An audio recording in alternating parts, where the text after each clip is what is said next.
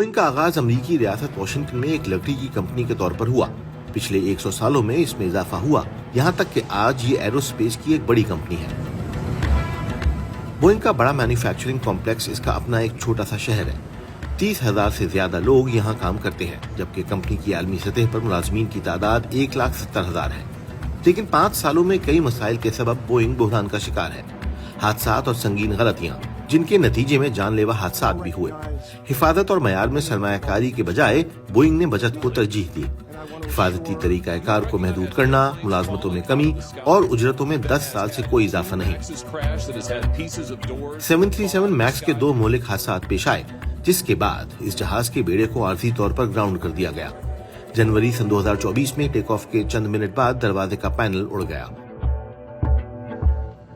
اس کی وجہ سے بوئنگ کے لیے تجارتی ہوائی ٹریفک میں کمی آئی اور نئے طیاروں کے لیے آرڈرز بھی کم موصول ہوئے۔ امریکہ کے اعلیٰ ترین برآمد کنندگان میں سے ایک اب کمزور پڑ رہا ہے۔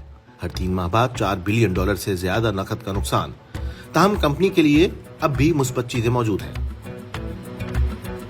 بوئنگ کے پاس تجارتی طیاروں کی مارکیٹ کا 40% حصہ ہے اور امریکی فوج بوئنگ کے فیل ہونے کی متحمل نہیں ہو سکتی۔